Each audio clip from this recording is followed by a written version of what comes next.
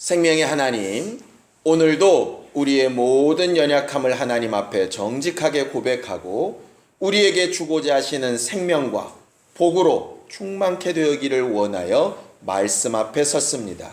전하는 자나 듣는 자가 한 성령으로 충만케 되게 하여 주셔서 각각의 심령에 공급하시는 힘과 능력으로 풍성할 수 있도록 인도하시고 도와 주시옵소서. 사람의 생각이나 원수가 가져다주는 것들로 인하여 마음과 생각이 혼잡스럽게 되지 않게 하여 주시옵시고 오직 빛을 향하여 유일한 그 길을 향하여 나아가는 믿음의 걸음걸음이 되게 우리를 도와 주시옵소서. 믿음으로 헌금한 손길들 위에 복을 더하여 주시고 저들이 물질을 의지하지 않고 주를 의지하여 행하여 싸우니 주를 의지한 결과들로 분명히 보고 하나님께서 저들과 함께 하시는 행복으로 행복하게 하여 주시옵소서. 예수님의 이름으로 기도하였습니다. 아멘. 하나님의 말씀은 누가복음 7장 36절에서 50절까지 말씀을 함께 같이 합독하겠습니다.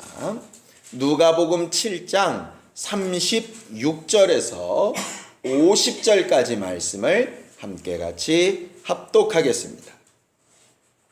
함께 읽습니다. 시작. 한 바리새인이 예수께 자기와 함께 잡수시기를 청하니 이에 바리새인의 집에 들어가 앉으셨을 때에 그 동네에 죄인인 한 여자가 있어 예수께서 바리새인의 집에 앉으셨음을 알고 향유 담은 옥합을 가지고 와서 예수의 뒤로 그 발 곁에 서서 울며 눈물로 그 발을 적시고 자기 머리털로 씻고 그 발에 입 맞추고 향유를 부으니 예수를 청한 바리새인이 이것을 보고 마음에 이르되 이 사람이 만일 선지자더면 자기를 만지는 이 여자가 누구며 어떠한 자 곧 죄인인 줄을 알았으리라 하거늘 예수께서 대답하여 가라사대 시몬아 내가 내게 이를 말이 있다 하시니 저가 가로되 선생님 말씀하소서. 가라사대 빚 주는 사람에게 빚진 자가 둘이 있어 하나는 500데나리온을 졌고 하나는 50데나리온을 졌는데 갚을 것이 없으므로 둘 다 탕감하여 주었으니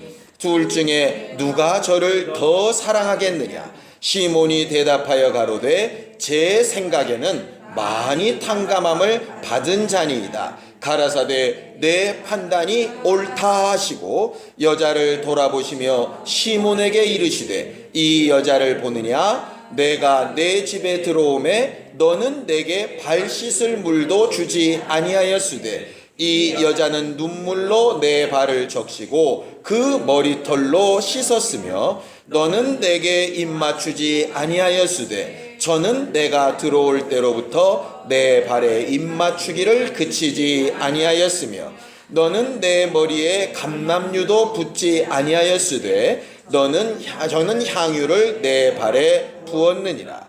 이러므로 내가 네게 말하노니 저의 많은 죄가 사하여 줬도다. 이는 저의 사랑함이 많음이라. 사함을 받은 일이 적은 자는 적게 사랑하느니라. 이에 여자에게 이르시되 내 죄사함을 얻었느니라 하시니 함께 앉은 자들이 속으로 말하되 이가 누구이기에 죄도 사하는가 하더라. 예수께서 여자에게 이르시되 내 믿음이 너를 구원하였으니 평안히 가라 하시니라. 아멘. 우리 하나님은 영이신 하나님이십니다. 이 세상 사람들이 하나님을 믿기 어려운 이유는 하나님이 눈에 보이고 잡히는 물질이 아니라 영이시기 때문에 그렇습니다. 그런데 성경에 있는 그대로 눈에 보이는 소망은 소망이 아니다. 눈에 보이는 것을 뭘 믿겠느냐? 소망은 보이지 않기 때문에 믿음의 대상이고 그 믿음의 눈으로서만 보이지 않는 것을 얻을 수 있다. 이렇게 이야기하시므로 하나님이 영이시고 보이시지 않지만 믿음으로서는 그가 살아계신 것과 우리의 아버지가 되신 것을 알 수 있도록 해놓으셨어요. 그런데 하나님이 주신 믿음이라고 하는 것이 그냥 무작정 믿기만 해라, 일방적으로 그렇게 명령하신 것이냐 하면, 하나님의 믿음은 약속을 기본으로 하기 때문에 하나님께서 우리에게 믿음을 요구하셨을 때에는 그 믿음에 상응하는 증거를 이렇게 나타내시거든요. 그래서 성경은 우리가 하나님을 믿어드리기 전에, 우리가 하나님이 계시다라고 하는 사실을 인정하기도 전에 하나님께서 우리를 향하여 증거해 놓으신 것이 있다라고 그렇게 가르쳐 말을 합니다. 자, 성경을 좀 보죠. 로마서입니다. 5장 8절입니다. 로마서 5장 8절입니다. 함께 읽겠습니다. 로마서 5장 8절입니다. 시작. 우리가 아직 죄인 되었을 때에 그리스도께서 우리를 위하여 죽으심으로 하나님께서 우리에게 대한 자기의 사랑을 확증하셨느니라, 이렇게 말하고 있죠. 이 세상에 있는 사람들이 다들 예수께서 2000년 전에 오셨던 분이고 그가 십자가에 죽으신 분이라고 하는 사실은 다 알고 있습니다. 그가 하나님이시라는 것을 믿지 않을 뿐이지, 그가 이 땅에 오셔서 십자가에 죽으신 분이라는 사실은 12월 25일만 되면 다 말하고 있는 사실이에요. 그 분명한 사실로 우리가 죄인 되었을 때 우리를 위하여 죽으신 그의 사랑을 확증해 놓으셨다.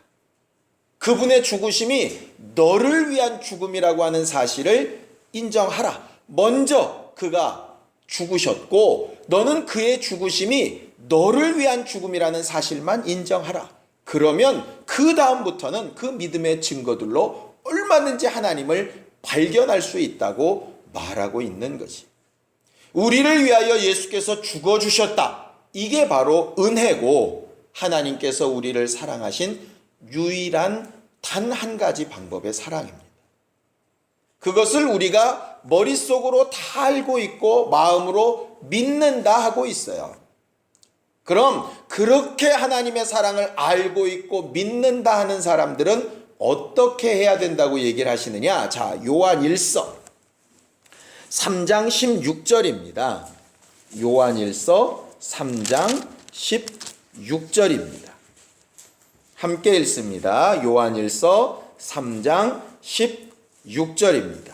시작. 그가 우리를 위하여 목숨을 버리셨으니 우리가 이로써 사랑을 알고 우리도 형제들을 위하여 목숨을 버리는 것이 마땅하니라, 이랬어요. 이제 문제는 여기부터 발생을 하는 것이죠. 예수께서 2000년 전에 나를 사랑하셔서 죽어주셨다까지는 알고 믿고 고백도 하고 의지도 하는데, 너희가 그것을 안다면, 하나님의 사랑을 알았고 하나님의 사랑을 제대로 알았다면 너희도 다른 형제를 위해서 너희 목숨을 내놓아야 할 것이다, 이렇게 얘기를 하시니까 이때부터 이제 곤란하고 힘들어진다는 겁니다. 목사인 저도 여러분들이 목사인 당신부터 말씀대로 그렇게 좀 사쇼, 당신 목숨을 좀 내놓아요, 이렇게 얘기를 한다면 저도 참 힘들 것 같아요. 그러면 이거는 할 수 없는 일인데 그냥 말을 그렇게 하신 것인지, 아니면 우리가 뭐가 잘못돼서 못하고 있는 것인지, 어떤 부분인지를 좀 찾아봐야 되지 않겠습니까? 왜냐하면 우리를 위하여 사랑을 확증하신 분이 이게 증거다 이렇게 하셨고, 그걸 믿는 사람이라면 이렇게 된다 하셨는데, 안 되면 뭔가 이 앞에가 문제가 있는 것 아니겠습니까? 예수께서 우리를 죽어주신 것이 아니든지, 아니면 내가 믿고 있다고 생각했던 걸 안 믿고 있는 것이든지, 아니면 할 수 있는데 내가 안 하고 있는 것이든지, 뭔가 어딘가는 문제가 있으니까 말씀이 틀리지 않겠느냐 이 말이에요. 그리고 나서 이제 오늘 성경 본문을 보니까 이것 때문인 것 같다 하는 생각이 들었습니다. 어떻게 내 형제를 위해서 내 목숨까지 내놓을 수 있을까? 어떻게 이런 사랑이 가능할까? 오늘 성경을 보면은요, 한 바리새인이 이렇게 이야기합니다. 36절에 그런데 이 바리새인의 이름을 아까 성경 본문에 뭐라고 했죠? 시몬이라 그랬습니다. 40절에 보면 예수께서 대답하여 가라사대 시몬아 이렇게 이야기하셨어요. 그러니까 이 바리새인은 시몬이라 이름하는 사람인데 이 시몬이라고 하는 사람이 누구를 초청했느냐면 예수를 자기 집에 초청을 했어요. 그래서 36절에 보면 한 바리새인이 예수께 자기와 함께 잡수시기를 청하니 이렇게 되어져 있습니다. 그런데 이 바리새인은 기본적으로 우리가 알고 있는 성경 상식상 예수를 좋아했던 사람들이 아니잖아요. 오직하면 예수께서는 바리새인들한테 이 외식하는 바리새인과 서기관들이여 화 있을진저 이렇게 얘기하셨고, 바리새인들은 예수를 가르쳐서 이단의 괴수라고 불렀다 이 말이에요. 그런데 왜 바리새인인 시몬이란 사람이 예수를 초청을 했을까? 누가복음으로는 모르는데 마가복음을 보면 이유가 나옵니다. 자, 마가복음 14장을 좀 보겠습니다. 마가복음 14장 3절입니다. 함께 읽겠습니다.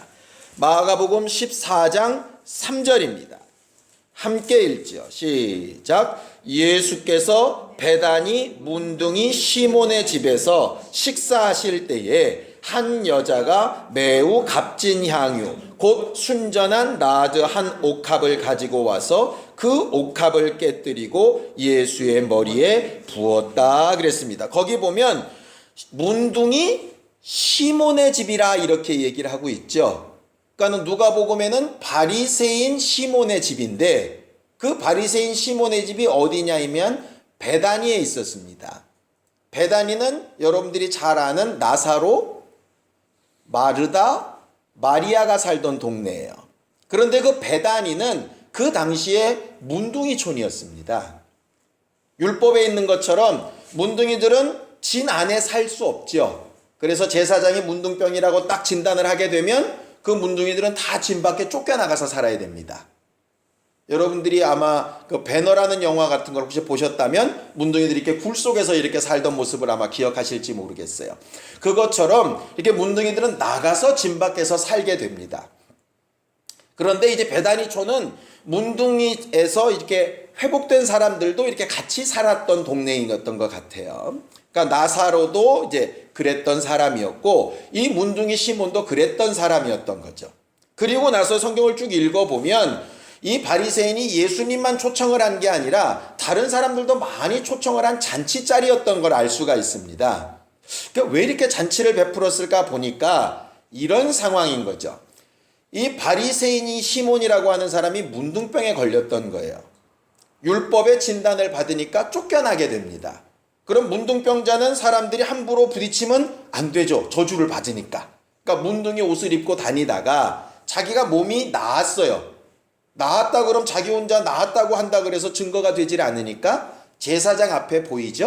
그러니까 제사장이 확인을 해보고 산새 2마리 가지고 하나는 피 뿌리고 하나는 갯물에 풀어가지고 이제 새 날리지 않습니까? 그런 다음에 이 사람 문둥병에서 확실히 나음을 입었다 이렇게 선포를 해줍니다. 그러면 제사장하고 이 사람만 알고 그 주위만 알잖아요.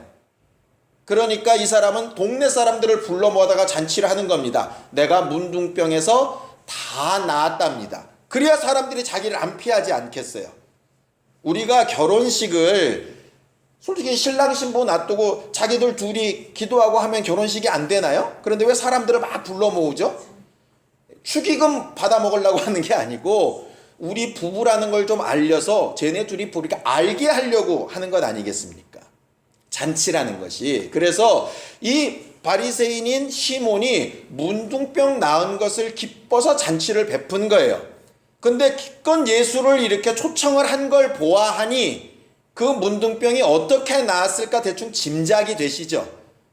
그냥 나았으면 예수를 굳이 부를 필요가 없는데 문둥병 걸려서 아마 예수께 가서 나음을 입었던 것 같아요. 그러니까 고맙기도 하고 하니까 예수를 불러서 잔치자리에 이제 모신 겁니다.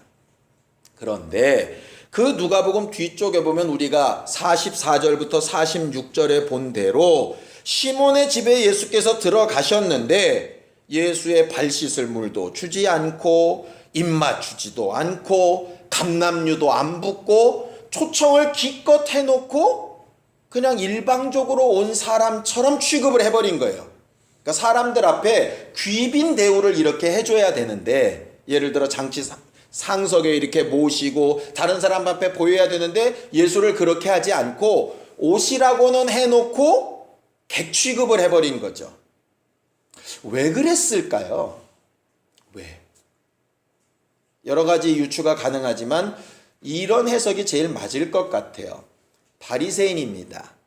거기에는 자기랑 동년배인 바리새인들도 많이 왔고 유대의 지도자들도 많이 왔어요. 그러니까 이 시몬으로서는 고민이 생긴 거예요.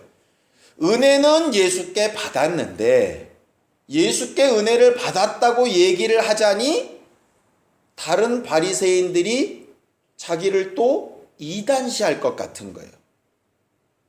실제로 많은 유대교 지도자들이 저거 예수랑 같은 당인가? 이렇게 할 만큼, 그 당시 그게 얼마나 무서운 얘기냐 하면, 예수를 3년이나 따라다니면서 수많은 이적을 보고 무리를 걷고 뭐 별짓을 다 했던 베드로도 여종 하나가 너 그 사람이랑 같은 당이지 하니까 두려워서, 소위 왕따 당하고 미움 당하고 죽을까봐 두려워서 말을 못했던 게 그 당시의 상황이었어요. 근데 시몬의 입장에서 봅시다. 얼마 전까지 문둥병자라고 왕따를 당했어요. 이제 겨우 회복을 하려고 이제 잔치를 베풀었는데 여기서 또 예수랑 얽혀버리면 또 이제 문둥병 아닌 다른 이유로 또 얽히게 되잖아요. 그럼 또 그 아픔을 또 겪어야 되잖아요. 저희 집사람이 그런 얘기를 예전에 했습니다. 아이를 둘을 낳는데요. 첫째에는 얼렁뚱땅 정신없어서 그냥 낳았대요. 두 번째 낳을 때는 겁나더래요. 한번 낳아보니까. 그러니까 문둥병으로 한번 이렇게 왕따를 당해볼 때는 그냥 그러려니 또 했을지 모르는데 이걸 또 하려고 생각을 하면 얼마나 두렵고 떨렸겠어요. 그러니까 시몬을 자꾸 이제 나쁜 사람으로 우리가 보통 몰거든요.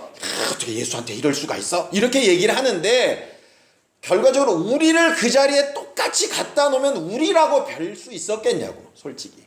차라리 그런 거 생각하면 눈 한번 질끈 감고 예수를 초청 안 할 수도 있어요. 그래도 이 사람은 그나마 양심이 있어서 예수께 은혜 받은 게 있어서 초청까지는 했는데 용기가 없으니까 이분을 소개하거나 이분이 날 고쳤다고 이런 얘기는 못한 거지. 충분히 이해가 갈 만한 상황이라 이 말이에요. 두렵고 떨려서. 근데 그 두려움이 실상은 뭐가 일어난 것도 아니에요. 그냥 그럴 까봐서 그런 거지 지금. 그러지 않습니까? 우리가 그런 경우 굉장히 많이 있지 않습니까? 뭔 일이 터진 건 아닌데 뭔 일이 터질까봐 두려운 거 있잖아요. 왜? 그런 거. 그래서 그런 두려움에 이 시몬이 되게 빠져있는 상태였던 거죠. 그러다 보니까 예수는 예수대로 대접은 못하고 그래서 마음은 캥기고 이쪽 바리새인들한테는 또 바리새인대로 또 이렇게 하기가 또 좀 껄쩍지근하고 예수가 보이니까, 그러니까는 이럴 수도 없고 저럴 수도 없고 굉장히 괴로운 상태였던 거라 이 말이에요. 근데 그 자리에 한 여자가 딱 등장을 합니다. 우리가 잘 아는 대로. 그러니까 요한복음에는 그 여자를 이제 막달라 마리아라고 얘기를 하고 있고 다른 데서는 그냥 향유를 담은 어떤 여자라 이렇게 되어져 있어요.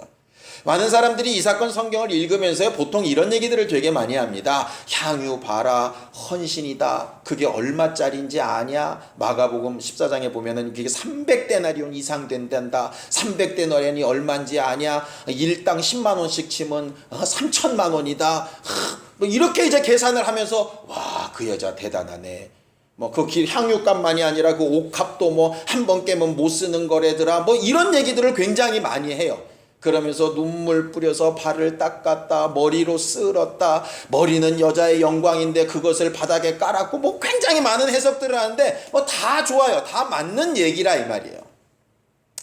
그런데 이 사건에 지금 시몬하고 여자하고 딱 비교하시면서 예수께서 뭐라고 얘기하시냐 하면 누가 더 사랑하는 사람이냐 이렇게 물으시거든요.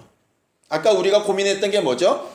예수께서 이미 영이신 그분이 2000년 전에 우리를 위하여 죽으심으로 그의 사랑을 확증하셨다. 그것을 믿고 있는 우리라면 당연히 사랑해서, 그를 사랑하고 다른 이들을 사랑해서 내 목숨을 내어줘야 맞다. 더 사랑해야 맞다. 이게 이제 맞는 말인데 그렇게 못하니까 우리가 고민하잖아요. 그런데 예수께서 누가 더 사랑하는 사람이냐, 어떻게 더 사랑할 수 있었느냐를 설명하신다 이 말이에요. 그런 관점에서 딱 봤더니 이 여자하고 문둥이 시몬은 똑같은 상황입니다. 이런 겁니다. 이 여자가 죄인인 것은 사람들이 다 지금 알아요, 몰라요? 다 알아요. 시몬이 볼 때 속으로 얘기하듯이 저거 누가 봐도 죄인인데 저거. 그 말은 이제 같은 단어로서 이제 창기라는 얘기입니다. 그 당시는 유대인은 창기들이 입는 옷이 이제 따로 있었어요. 뭘해서 알 수 있냐면 구약 창세기에 보면 유다가 며느리 다말과 이렇게 관계하는 얘기 혹시 기억나시나요? 그럴 때 자기 시아버지가 온다 그러니까 다말이 창기들이 입는 옷을 입고 있다가 관계를 하고 그 다음에 옷을 벗고 자기 원래 평상복을 입었어요. 그러니까 유다의 친구가 와가지고 창기를 찾는데 그 옷을 입은 사람이 없는 거죠. 그러니까 표시를 옷으로 했다 이 말이에요. 그래서 그 당시에는 소경이 입는 옷 따로, 문둥병자가 입는 옷 따로, 그 다음에 창기가 입는 옷 따로예요. 쉽게 예를 들면 우리나라가 지금 현재로서는 소경들이, 맹인들이 이렇게 들고 다니는 하얀 지팡이처럼 나 이렇소, 그러니까 당신들 알아서 피해가쇼 이러듯이 그렇게 있다 이 말이에요. 그러니까 옷을 입는다라고 하는 것은 그 신분이 된다는 뜻이고 그 옷을 벗는다는 얘기는 그 신분을 벗어버린다는 얘기예요. 그래서 소경 거지 바디메오가 예수께 나갈 때 겉옷을 내어버리고 뛰어나갔다. 이 얘기는 뭐냐면 소경인 것을 이미 포기하고 나아갔다. 이제 이런 말이거든요. 아마 이 여자는 그런데도 그냥 창기 옷을 그대로 입고 왔었던 모양이에요. 그러니까 누가 봐도 죄인인 거죠. 이 여자 입장에서 자기가 그 잔치 자리에 가면 환영받지 못한다는 걸 너무나도 잘 알고 있죠. 가가지고 선지자라고 하는 그 사람을 만질 때 얼마나 많은 비단이 쏟아지리라는 걸 알고 있습니다. 그러니까 결국 이 문둥이 시몬이 예수를 아는 척하고 대접을 하면 어떤 반응이 나올까 하는 것을 아는 것으로 두려워했던 것처럼 이 여자도 두려움이 똑같았다는 거예요. 그런데 왜 시몬은 그 두려움 때문에 예수 앞에 제대로 하지 못하고 이 여자는 무엇 때문에 그 두려움을 이기고 옥합을 붙고 이렇게 예수께 기억하는 사람이 되었을까? 예수는 그 향유가 얼마짜리인지 관심이 없으세요. 실제로는 머리털로 씻고 눈물 뿌리고 그 양에 관심이 없으시다고. 뭐에 관심이 있으시냐면 이 여자가 이렇게 한 이유는 사함받은 것이 더 많기 때문입니다. 이 말이 얼마나 어폐가 있는지 아십니까?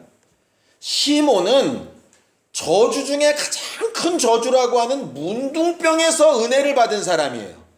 그죠?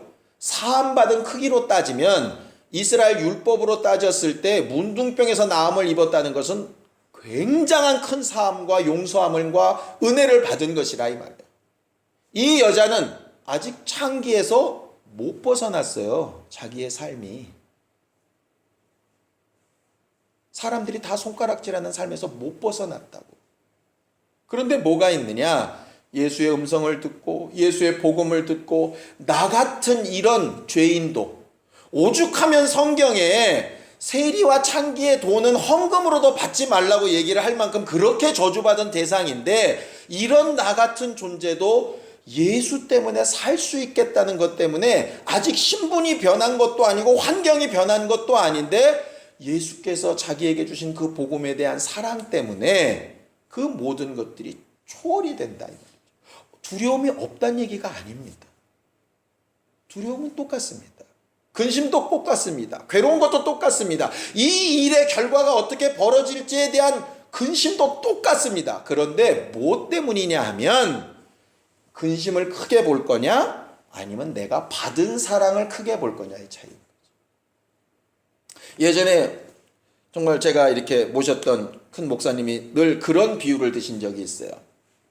이 세상에 어떤 미친 처녀가 젖가슴을 내놓겠느냐, 사람들 앞에서. 그런데 여자가 다른 사람 앞에서 부끄럽지 않게 젖가슴을 내놓을 때가 있다. 언제? 자식 젖 먹일 때. 부끄러움이 없을까요? 있어요. 근데 자식한테 먹여야 되는 사랑이 먼저인 거죠. 이 세상 사람 중에 누가 힘들고 어렵고 땀나고 먼지 묻고 더러운 일 하고 싶은 사람이 세상에 누가 있겠어요? 그런데 이게 부모가 되면 하게 되죠. 왜냐? 그렇게 해서 힘들고 싫고 어려운 것보다 더 큰 게 존재하니까. 결국 성경이 오늘 말하려고 하는 건 이겁니다. 예수도 십자가 지고 죽으실 때에 안 두려우셨던 거 아니에요. 왜냐하면 나는 심히 고민하여 죽게 되었다 할 만큼 굉장히 고민되고 두려워하고 힘들으셨던 분이에요. 그는 우리와 성향이 똑같으신 분이라고 성경은 말하고 있으니까요. 그런데 그게 무엇 때문에 해결이 날 수 있었느냐는 단 하나입니다. 아버지께서 나를 사랑하셨다는 것이 너무 깊이 들어오는 거죠. 너무 깊이 들어오는 거죠. 우리가 아까 요한일서 말씀대로 하나님의 사랑을 알았다면 너도 내 형제를 위하여 목숨을 버림이 마땅하니라. 근데 왜 안 마땅해질까? 목숨은커녕 그 다음 절에 나오는 것처럼 물질 하나 내놓기도 힘들고 내 시간 하나 내놓기도 힘들고 내 마음 하나 내려놓기도 힘들고 두렵고 떨림 가운데 괴로움 가운데 근심 가운데 왜 맴을 헤매고 있을까? 이렇게 보면 예수가 죽으신 것이 안 믿어지는 것도 아니고 모르는 것도 아니에요. 또 이렇게 하는 것이 힘든 것도 사실이에요. 잘못된 거 아니에요. 뭐가 문제냐 하면 이 사랑이 주께서 날 위해 죽으신 그것이 더 크게 다가오지 않으니까. 쉽게 얘기하면 우리가 잘 쓰는 말로 은혜 받지 못하니까. 그래 놓고 우리 과거의 신앙생활을 봤더니요, 과거에 정말 없고 힘들 때에도 막 헌신되고 봉사하고 기뻐하며 막 몸부림쳤던 때가 한 번씩들은 있었어요. 그때가 언제였던가를 봤더니 상황이 좋고 형편이 지금보다 낫고 뭐 이래서 그랬던 건 아니에요. 언제 그랬냐? 주의 은혜가 굉장히 크게 느껴졌어요. 소위 세상 말로 하면 총각 처녀 만나가지고 눈에 콩깍지 씌었을 때 아무것도 안 보이듯이 주의 은혜가 완전히 덮었을 때는 이런 향유 부은 여자처럼 될 수 있는 거죠. 그렇지 않으면 시몬처럼 되는 거예요. 시몬은 나쁜 사람, 향유 부은 여자는 좋은 사람, 이런 얘기가 아니라 우리는 늘상 모든 상황에서 시몬처럼 될 거냐 향유 부은 여자처럼 될 거냐 한쪽을 선택할 수 있어요. 왜? 상황이 똑같으니까. 시몬처럼 됐다고 나쁘단 얘기 아닙니다. 예수께서 답답하신 건 너 충분히 그럴 수 있고 어려울 수 있고 두려울 수 있고 근심할 수 있고 다 좋은데 내가 널 사랑한 그 큰 사랑을 좀 더 크게 인정했으면 좋겠다. 결국 그거예요.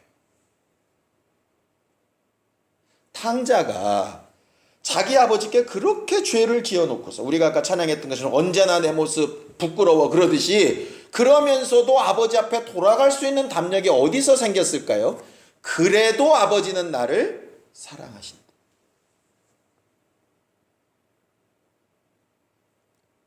결국 우리가 하나님 앞에 알아야 될 게 그 부분이에요. 자꾸 그것은 믿음의 초보요. 그 다음에 막 어떤 헌신, 역사 뭐 이렇게 얘기하는데 맞습니다. 헌신, 역사 가야 되는데 능력도 나타내고 막 하는 거 좋은데 이게 안 되면 이건 안 된다고요. 하더라도 억지로 흉내를 내는 것에 불과해요. 그래서 오죽하면 계시록에 처음 사랑을 좀 회복하라고, 정말 은혜로 돌아가자고 그렇게 얘기하는 것 아니겠습니까? 은혜에 머무르자는 얘기 아닙니다. 은혜 받은 것으로 만족하자는 얘기도 아닙니다. 은혜가 크면, 사함받은 것이 많으면 500데나리온 탕감 받았다고 내가 여긴다면 50데나리온 탕감 받은 사람보다는 훨씬 더 사랑하게끔 되어져 있다 이 말. 근데 머리로 아는 것을 믿음이라고 착각을 하다 보니까 나는 아는 믿음도 있는데 왜 안 될까? 이렇게 되는 거예요. 아는 믿음이 나를 휘감도록 주의 은혜가 있기를 사모하는 그 믿음이 우리 안에 있어야 진짜거든요. 그래서 말씀으로 하나님께서 나를 사랑하셨다는 내용도 듣고 말씀으로 성경에서 설명하는 여러 가지 이론들을 듣습니다. 그것을 정말 내게 해당되는 것으로 정말 감동되려면 결국 성령이 역사하셔야 되는데 그 성령의 역사는 기도 외에는 방법이 없어요.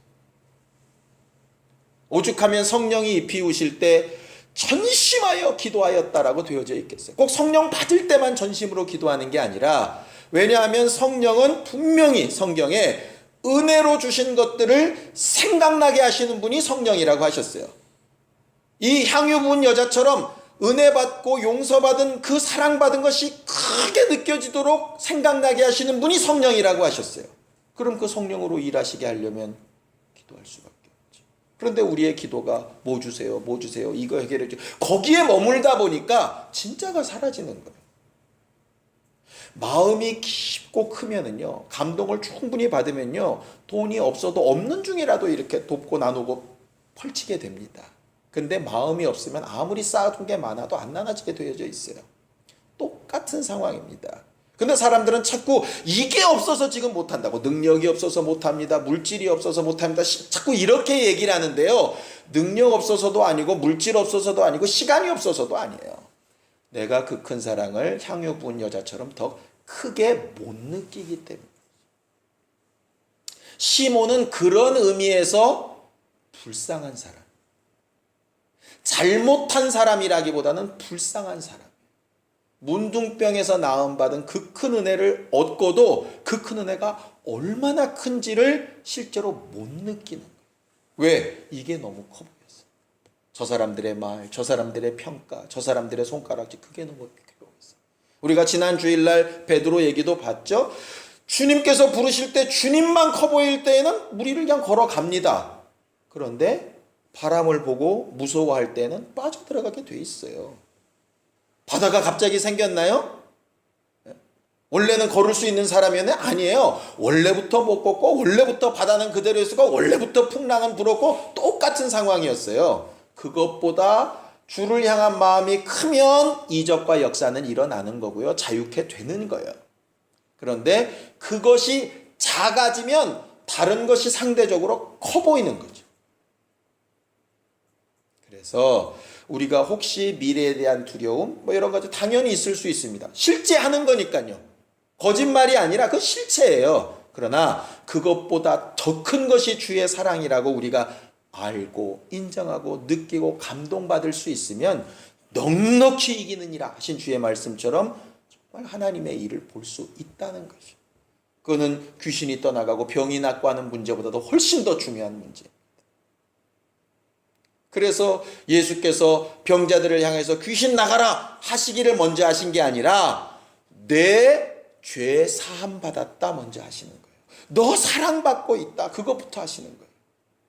원수는 그걸 못하게 하려고, 야, 너 이런 죄도 졌고 저렇게도 잘못했고 이것도 안 했고 저것도 안 했는데 네가 무슨 사랑을, 자꾸 이렇게 정죄하는 것이고, 원수가 속삭거리는 정죄를 받고 그런 두려움 때문에 시몬처럼 갈 건지, 아니면 당연히 그런 두려움이나 떨림이나 질시나 손가락질이 있을지라도 주를 사랑한 사랑이 너무 커서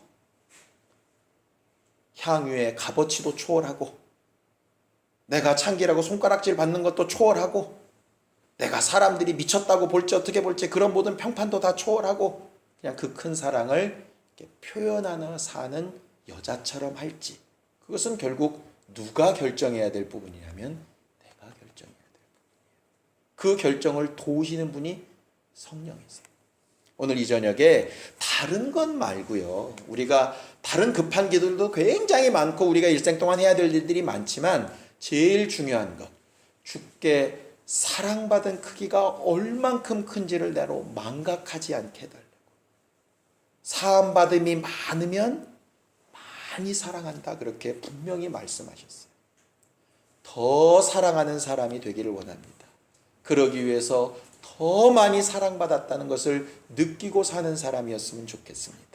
원수가 속살거리는 소리가 다 들려지지 않고 하나님께서 성령으로 내게 명하시는, 내가 너를 사랑하고 내가 널 위해 피 흘려 죽었다 하신 그 말씀이 우리의 심령에 아주 굳게 박힌 신령한 사람들이 다 될 수 있기를 예수님의 이름으로 축원합니다. 시간 예수에 한번 부르고 간절히 같이 기도할 때 처음 사랑을 회복하고 은혜 받은 사실을 머리가 아니라 심령으로 회복하고 성령께서 내 안에 은혜로 주신 것들이 생각나고 깨달아지고 나를 정말 끌고 나가 움직여내는 능력이 될 수 있도록 나를 도우시고 역사해 달라고 예수에 한번 부르고 간절히 같이 기도하겠습니다.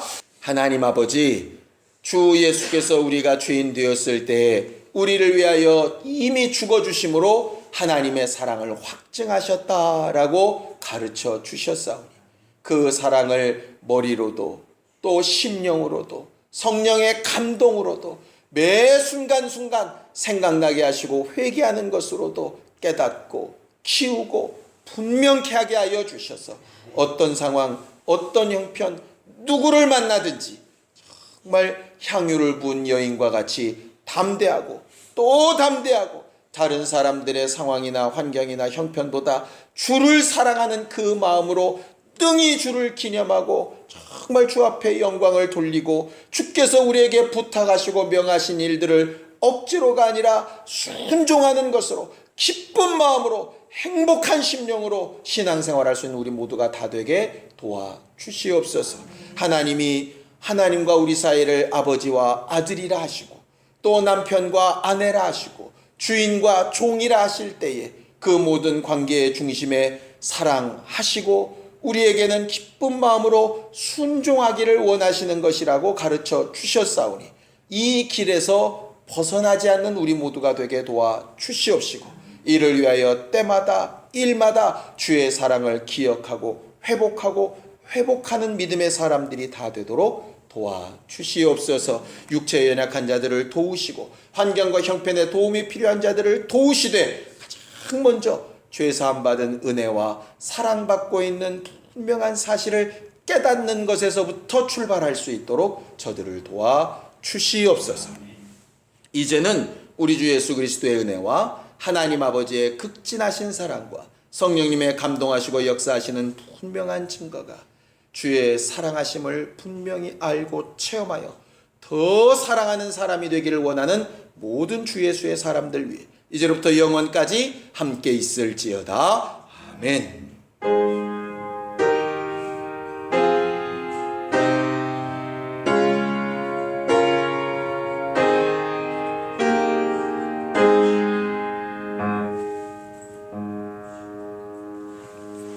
우리 예배 받으신 하나님 앞에 감사하는 박수 끝내겠습니다. 수고하셨습니다. 감사합니다.